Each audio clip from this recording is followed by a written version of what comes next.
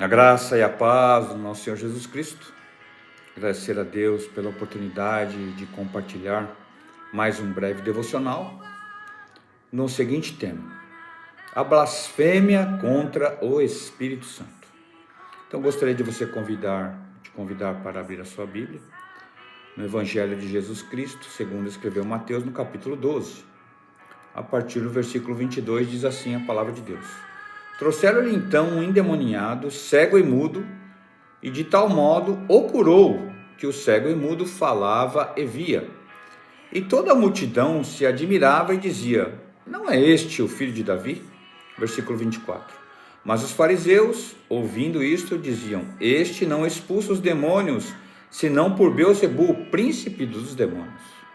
Então Jesus, conhecendo os seus pensamentos, disse-lhes: Todo reino dividido contra si mesmo é devastado, e toda a cidade ou casa dividida contra si mesma não subsistirá. E se Satanás expulsa Satanás, está dividido contra si mesmo. Como subsistirá, pois, o seu reino? E se eu expulso os demônios por Beelzebul, por quem os expulsam então vossos filhos? Portanto, eles mesmos serão os vossos juízes. Mas se eu expulso os demônios pelo Espírito de Deus, logo é chegado a vós o reino de Deus. Glória ao nome do Senhor. Ou como pode alguém entrar na casa do homem valente e furtar os 7 bens, se primeiro não amarrar o valente, saqueando então a sua casa? Quem não é comigo é contra mim, e quem comigo não ajunta, espalha. Portanto, eu vos digo, todo pecado e blasfêmia se perdoará aos homens, mas a blasfêmia contra o Espírito não será perdoada aos homens.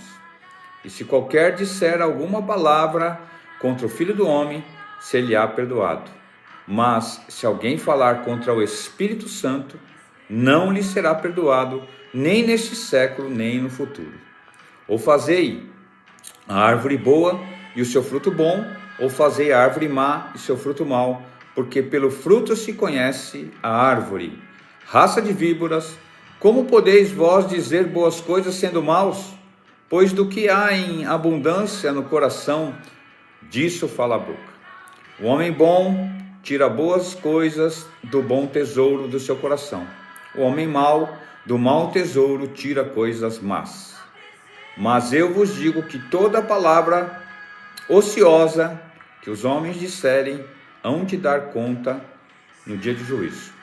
Porque todas tuas palavras será justificado, mas por tuas palavras será condenado. Então, vamos aqui iniciar esse nosso breve devocional dizendo o que não é a blasfêmia contra o Espírito Santo. Sabemos que esse tema é delicado, é um tema que muitas vezes pode se parecer complicado, mas não por isso não devemos falar e colocar a palavra de Deus em nossos corações. Então, a blasfêmia contra o Espírito Santo, ela não é incredulidade final. Então, não é porque uma pessoa não crê em Jesus Cristo, porque uma pessoa não creia em Deus, ou porque ela não creia no Espírito Santo, ou seja, não creia na Trindade. Sabemos que cremos em um só Deus que subsiste eternamente em 3 pessoas eternas, o Pai, o Filho e o Espírito Santo. Então, não é isso a blasfêmia contra o Espírito Santo. Vou dar um exemplo aqui. Billy Graham, por exemplo, em seu livro intitulado O Espírito Santo, diz que a blasfêmia contra o Espírito Santo é a rejeição total e irrevogável de Jesus Cristo. Nós vamos falar mais sobre isso. Então, não obstante o fato de que a incredulidade até a hora da morte seja um pecado imperdoável, visto que não há oportunidade de salvação depois da morte. Isso é um conceito da palavra de Deus. Depois da morte, não há como o homem se salvar. Hebreus capítulo 9, versículo 27 diz isso. Ao homem está proposto morrer uma só vez, depois disso vem o juízo.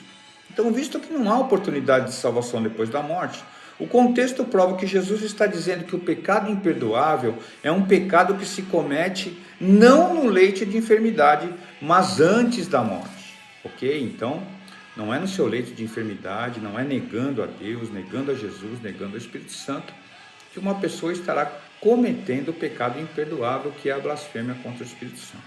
Em segundo lugar, não é rechaçar por tempo ou por um tempo a graça de Deus.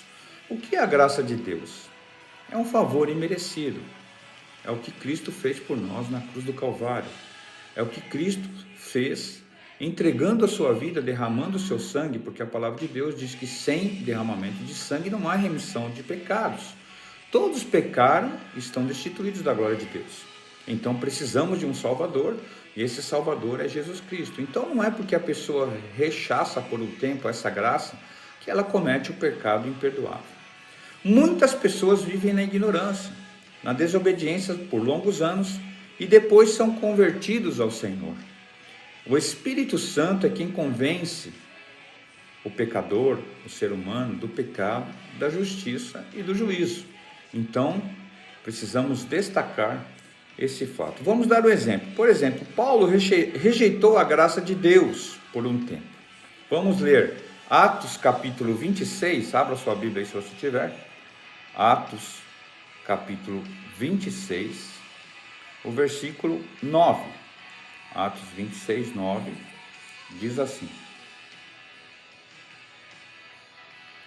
Bem tinha eu imaginado que contra o nome de Jesus Nazareno devia eu praticar muitos anos. Então Paulo está afirmando isso, que ele ia contra o nome de Jesus. Ele não entendia, até que ele teve um encontro com Jesus pessoal. Conhecemos essa história e Paulo entendeu e se entregou seu coração a Jesus, reconheceu Jesus como o único e suficiente Salvador. Então, os próprios irmãos de Jesus não creram nele até a sua ressurreição. Isso está em João, Evangelho de Jesus Cristo segundo escreveu João, se você tem sua Bíblia, acompanhe, no capítulo 7, no versículo 5. Porque nem mesmo seus irmãos criam nele. Seus irmãos foram crer em Jesus após a sua ressurreição, quando Cristo ressurgiu dos mortos. Então seus irmãos acreditaram no nosso Senhor, no nosso Salvador, misericordioso, bom, santo, fiel, justo juiz, que breve voltará para buscar as nossas vidas, buscar a igreja. Louvado seja Deus, que Deus abençoe a tua vida, a tua casa, em nome de Jesus. Amém.